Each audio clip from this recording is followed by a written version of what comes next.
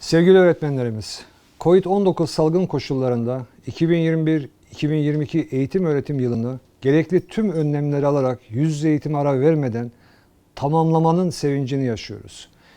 Eğitimin yüz yüze kesintisiz bir şekilde sürdürülmesi için göstermiş olduğunuz fedakarlıklar için siz değerli öğretmenlerimize ayrı ayrı teşekkür ediyorum. Sevgili öğretmenlerimiz, her zaman vurguladığımız üzere yalnızca eğitim sistemi değil, bir toplum öğretmeni kadar güçlüdür.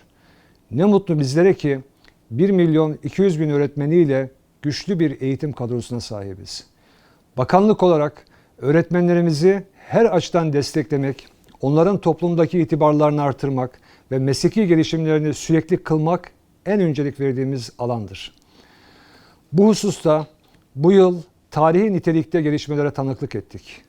Sayın Cumhurbaşkanımız Recep Tayyip Erdoğan'ın 24 Kasım Öğretmenler Günü'nde müjdesini verdiği Öğretmenlik Meslek Kanunu 14 Şubat 2022 tarihinde resmi gazete yayımlanarak yürürlüğe girdi. Böylece 60 yıldır dile getirilen öğretmenlerimize yönelik müstakil bir meslek kanunu hayata geçirilmiş oldu. Bunun bir parçası olmaktan dolayı da büyük bir mutluluk duyduğumu özellikle ifade etmek istiyorum. Bu kanun ile öğretmenlik özel bir ihtisas mesleği olarak tanımlanmış oldu.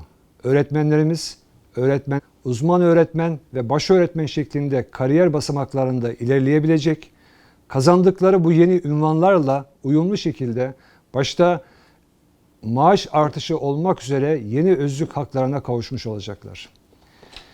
Diğer taraftan yıllık olarak düzenlenen öğretmenlerimizin mesleki gelişim eğitimlerinde yeni bir yaklaşım geliştirdik. Artık öğretmen eğitimlerimizde okul temelli mesleki gelişim modelini uyguluyoruz. Bu kapsamda 3 yeni uygulamayı hayata geçirdik. Birinci uygulamada okul temelli mesleki gelişim programını hayata geçirdik. Bu program ile her bir okulumuzun kendi öğretmenlerinin eğitim ihtiyaçlarına cevap verebilen bir sistem oluşturduk. Öğretmenlerimiz görev yaptığı okul ortamında ihtiyaç duydukları eğitim alarak kendi ihtiyaçlarını karşılayan bir eğitime katılma şansı buldular. İkinci uygulama olarak mesleki gelişim toplulukları oluşturduk.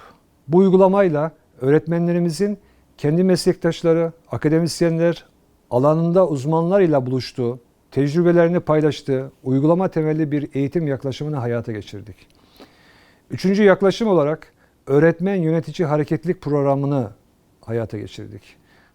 Bu program ise öğretmen ve yöneticilerimizin iyi örnekleri yerinde gördükleri ve kendi okullarına aktarabildikleri bir uygulamadır. Böylece öğretmenlerimiz ziyaret ettikleri okulun geliştirmiş olduğu olumlu kültürü kendi gözlem ve deneyimleriyle özümseme ve kendi okullarında hayata geçirme imkanı elde edeceklerdir. Öğretmenlerimizin tüm bu uygulamalarda aktif olarak kullanacakları öğretmen bilişim ağını kurduk.